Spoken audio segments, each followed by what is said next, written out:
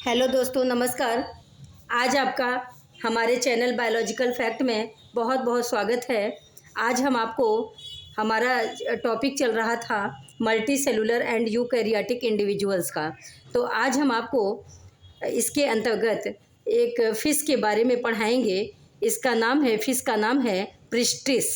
Fish का नाम है प्रिस्टिस, जिसे कहते हैं साफिश। चूँकि ये समुद्र का जीव है, समुद्र में पाया जाता है, इसीलिए इसे कहते हैं साफिश। इसका अदर नेम है प्रिस्टिस और साफिश। आइए इसके बारे में जानते हैं। आइए फिगर से, अगर आपको दिख रहा हो, डिटेल जानते हैं। यहाँ पे आप देखिए, ये प्रिस्टिस का फिगर है, यहाँ पर ठीक से दिख रहा होगा आपको।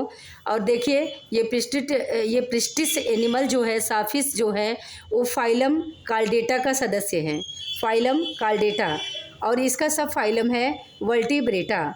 ये वर्टिब्रेटा के अंतर्गत आता है, कशेरुकी के अंतर्गत आता है। और इसका डिवीज़न है, जिसमें इसको डिवाइड किया गया है, वो ग्नैथोस्टोमेटा है। ग्नैथोस्टोमेटा। इसका क्लास, चूँकि ये फिश है, इसलिए इसका क्लास जो है कॉन्ड्रिच थाइच है। कॉन्ड्रिच थाइस। और सारी फिशेस जो हैं कॉन्ड्रिच थाइस के अंतर्गत ही आती हैं। और इसका आप देखेंगे फैमिली जो है वो प्रिस्टिडी। इसका फैमिली जो है वो प्रिस्टिडी है। और ये टाइप जो है टारपीडो टाइप में आता है। टारपीडो टाइप में ये आता है। तो यहाँ पर ये प्रिस्टिस का या साफिश का ये फिगर है। ये फिश है एक प्रकार का, लेकिन आप यहाँ पर देखेंगे तो इसका जो ये रोस्ट्रम होता है, इसका जो ये रोस्ट्रम है, ये काफ़ी इलोंगेटेड स्ट्रक्चर होता है। इस रोस्ट्रम में इसके यहाँ देखिए, ये लिखा हुआ है रोस्ट्रम। ये रोस्ट्रम पार्ट है, और इसी में इनके दांत जो होते हैं, इनके टीथ जो होते हैं, वो इम्बेडेड होते हैं। इनके रोस्ट्रम में इनके टीथ जो होते हैं वो इम्बेडेड होते, धसे होते हैं, जो इनको अपने प्रे को पाने में सहायता करते हैं। एंड यहाँ पर आप देखेंगे इनके हेड जो होते हैं वो थोड़े से कंप्रेस्ड होते हैं, दबे हुए होते हैं मीन्स। और यहाँ पर ये आई, इनका ये आई है। ये देखिए, ये स्पायरकल पाया जाता है। ये छोटा सा बॉडी के अंदर एक स्पायरकल पाया जाता है। और ये देखिए, यहाँ पे ट्रंक रीजन है। ये है ट्रंक रीजन। यहाँ पर आप देखेंगे ये है first dorsal fin. First dorsal fin. और यहाँ पर आप देखेंगे तो और सब फिशेज़ में एडिपोस फिन नहीं पाया जाता था, लेकिन ये एक विशेष प्रकार का फिश है, इसमें एडिपोस फिन भी पाया जाता है। एडिपोस फिन यहाँ पर पाया जाता है। और यहाँ पर आप देखिए, ये इसका टेल पोर्शन है, टेल। एंड ये लास्ट फिन को कहते हैं कॉर्डल फिन। फिशेज़ में जितनी भी लास्ट में स्ट्रक्चर्स पाई जाती हैं, लास्ट में इस तरह से फिन पाए जाते हैं, उन्हें कॉर्डल फिन कहते हैं। और यहाँ पर आप देखेंगे तो नीचे के रीजन में ये पेल्विक फिन है, पेल्विक फिन। और ये आगे जो पाया जाता है पेक्टोरल फिन है।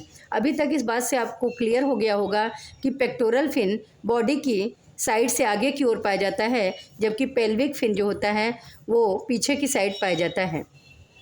ये हुई बात हमारी प्रिस्टिस साफिश के बारे में फिगर से डिटेल। आइए जानते हैं इसकी और डिटेल्स क्या क्या है। देखिए, पहली बात कि ये मल्टी सेलुलर होते हैं। ये प्रिस्टिस जो होते हैं मल्टी सेलुलर होते हैं। ये कई कोशिकाओं के बने होते हैं, और ये यूकैरियोटिक इंडिविजुअल्स होते हैं, क्योंकि इनमें केंद्रक पाया जाता है और इनका केंद्रक वेल डेवलप्ड होता है, इसलिए ये यूकैरियोट इंडिविजुअल के अंतर्गत आते हैं। सेकेंड पॉइंट है लार्ज बॉडी। इनकी बॉडी जो होती है ना, काफ़ी लार्ज होती है, काफ़ी बड़ी होती है, चूँकि ये देखने में शार्क की तरह दिखते हैं।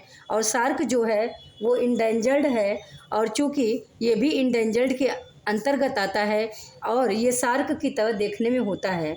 शार्क की बॉडी के अंदर गिल पाया जाता है, जबकि इसमें शार्क की बॉडी के साइड में गिल पाया जाता है, जबकि इसमें बॉडी के अंदर भी गिल पाया जाता है। यहाँ पे आप देखिए, ये जो पेक्टोरल फिन है ये बॉडी के थोड़ा सा अंदर घिरा हुआ है, इसलिए इनकी बॉडी के अंदर भी फिन पाया जाता है।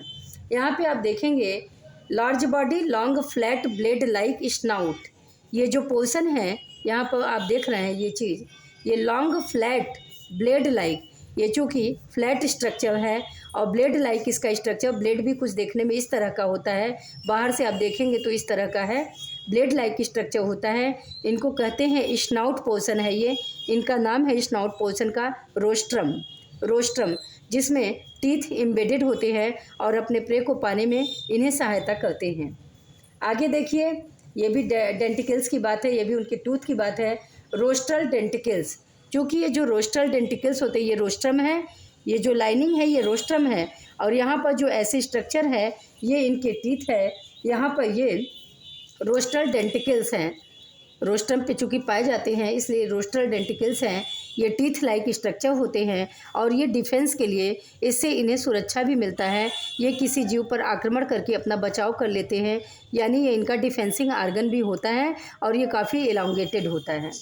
आगे देखिए, found in reverse and tropical waters, चूँकि ये रिवर्स में भी पाए जाते हैं और वार्म ट्रॉपिकल वाटर्स में भी पाए जाते हैं। जो कोस्टल वाटर्स होते हैं उसमें इनकी संरचना पाई जाती हैं और ये लगभग बॉटम पे ये इंडिविजुअल्स रहते हैं, बॉटम के थोड़े से ऊपर पे रहते हैं, मतलब ये डीप रिवर में रहते हैं।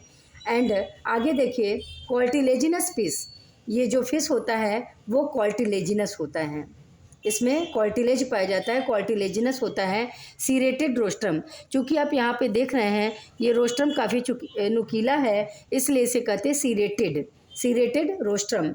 आगे देखिए, सार्क लाइक बॉडी, इनकी बॉडी हमने आपको बताया कि सार्क की तरह देखने में होती है। And endangered at this time, इस समय ये प्रिस्टिस जो है या साफिश जो है ये इंडेंजर्ड स्पीसीज में शामिल है। आगे आप देखिए, दे ईट फिश, ये क्या खाते हैं, ये देखिए आप, दे ईट फिश, ये अन्य मछलियों को, चूँकि ये फिश ही हैं लेकिन ये अन्य छोटी छोटी मछलियों को खाते हैं। एंड क्रस्टेशियंस, और क्रस्टेशियंस को खाते हैं। सरफेस क्रिएचर, और जो बॉटम पे छोटे छोटे जीव होते हैं, छोटे छोटे एनिमल्स होते हैं, उन्हें ये अपना आहार बनाते हैं। आगे 8th पॉइंट देखिए, दे हैव गिल स्लिट्स, इनमें गिल स्लिट्स आप यहाँ पर देखे हैं, ये सब गिल्स पाए जाते हैं और इनके अंदर कुछ गिल स्लिट्स पाए जाते हैं। तो दे हैव गिल स्लिट्स, इनमें गिल स्लिट्स पाए जाते हैं। 9th टॉपिक आप देखिए क्या है, ओवोविविपेरस इन नेचर, प्रिस्टिस जो होते हैं वो ओविविपेरस होते हैं।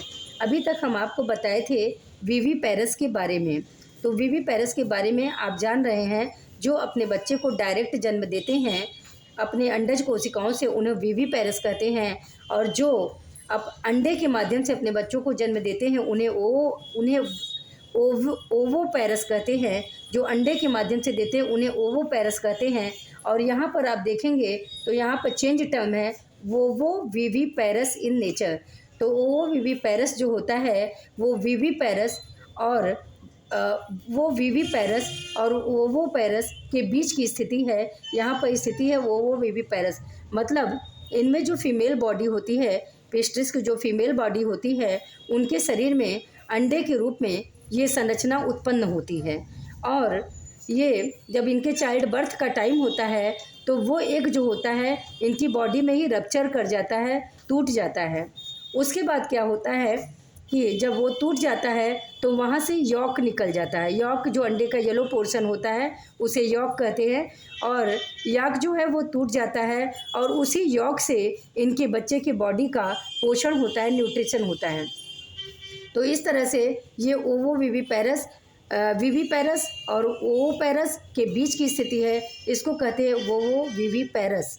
आगे देखिए 10th point, nutrition of their body from yolk, मतलब हमने अभी जो बताया कि इनकी बॉडी का जो एक टूट जाता है, रप्चर हो जाता है, तो उसी से उनका न्यूट्रिशन होता है। तो वही है कि nutrition of their body from yolk, जो उसमें से यॉक टूट जाता है रप्चर होने के बाद, तो उसी यॉक से इनके बेबीज़ का पोषण होता है, यानी न्यूट्रिशन होता है। दे लिस्टेड इन IUCN, ये मतलब प्रिस्टिस जो है ये IUCN के रेड डाटा बुक्स में इनका नाम लिस्ट है, क्योंकि ये चूँकि एक इंडेंजर्ड फिश हैं। चूँकि आप देखे होंगे इस समय संरचना में ऐसी फिशेज़ नहीं पाई जाती हैं, तो सार्क की तरह इनका बॉडी होने के कारण सार्क भी इंडेंजर्ड है और प्रिस्टिस भी इंडेंजर्ड है, इसीलिए इनको IUCN के रेड डाटा बुक में लिस्टेड किया गया है और IUCN में इनका नाम दर्ज है। तो आप ये समझ गए होंगे प्रिस्टिस का सारा डिटेल। आप बताइएगा कि हमें ये चैनल आपको कैसा लगा, और अगर चैनल आपको अच्छा लगेगा तो आप इसे लाइक, सब्सक्राइब और शेयर ज़रूर करिएगा। और ठीक है, take care, okay, bye bye.